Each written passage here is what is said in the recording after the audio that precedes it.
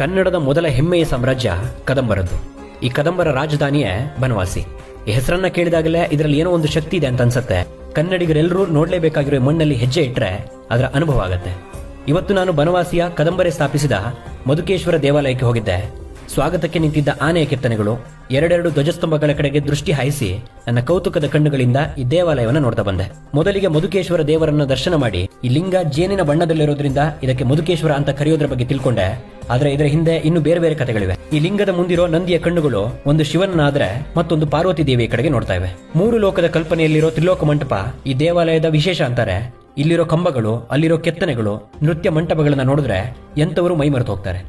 ಶಾತವಾಹನರ ಕಾಲದಲ್ಲಿ ಈ ಶಿವಲಿಂಗದ ಪ್ರತಿಷ್ಠಾಪನೆ ಆಗುತ್ತೆ. ನಂತರ 8ನೇ ಶತಮಾನದ ಕದಂಬರ ಕಾಲದಲ್ಲಿ ದೇವಾಲಯ ನಿರ್ಮಾಣವಾಗುತ್ತೆ. ಹೊಯ್ಸಳರು, ಚಾಲುಕ್ಯರು, ರಾಷ್ಟ್ರಕೂಟರು, ವಿಜಯನಗರ ಸಾಮ್ರಾಜ್ಯಗಳು ಈ ದೇವಾಲಯದ ಜೀರ್ಣೋದ್ಧಾರವನ್ನ ಹಂತ ಹಂತವಾಗಿ ಮಾಡಿ ತಮ್ಮದೇ ಶೈಲಿಯ ವಾಸ್ತುಶಿಲ್ಪಗಳನ್ನ ನಿರ್ಮಿಸ್ತಾರೆ.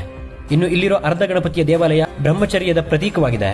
ಈ ದೇವಾಲಯದ ನಾಗಬಂಧ ಶಿಖರವನ್ನ, ಅದರ ಕೆತ್ತನೆಯನ್ನ, ಇದರ ಅಕ್ಕಪಕ್ಕದಲ್ಲಿರೋ ಇನ್ನಷ್ಟು ದೇವಾಲಯಗಳನ್ನ ನೋಡ್ತಾ ಒಂದಷ್ಟು ಸಮಯ ಇಲ್ಲೇ ಕಳೆದೆ. ಪ್ರತಿಯೊಬ್ಬ ಕನ್ನಡಿಗರು ಕಾಲಿಡಬೇಕಾದ ನೆಲ ಈ ಬನವಾಸಿಯ ದೇಗುಲ. ಯಾಕಂದ್ರೆ ಇದು ಅವಮಾನಿಸಿದ ಪಲ್ಲವರನ್ನ ಸೋಲಿಸಿ ಕನ್ನಡದ ಮೊದಲ ಸಾಮ್ರಾಜ್ಯವನ್ನ ಕಟ್ಟಿದ ಮಯೂರವರ್ಮ ಆಳಿದ ನೆಲ. ನಾವು ಕನ್ನಡಿಗರು ನೋಡಲೇಬೇಕಾದ ಜಾಗಗಳು, ಹೆಮ್ಮೆ ಪಡಬೇಕಾದ ವಿಷಯಗಳು ತುಂಬಾ ಇದಾವೆ ಅಂತ ಫಾಲೋ ಮಾಡ್ಕೊಳ್ಳಿ. ಪರಿಚಯಿಸುವ ಪ್ರಯತ್ನವನ್ನ ಮಾಡ್ತೀನಿ. ಕನ್ನಡದ ನೆಲದ ಕಥೆಯನ್ನ ಹೇಳೋದ್ಕಿಂತ ಖುಷಿ ಇನ್ನೆಂತ.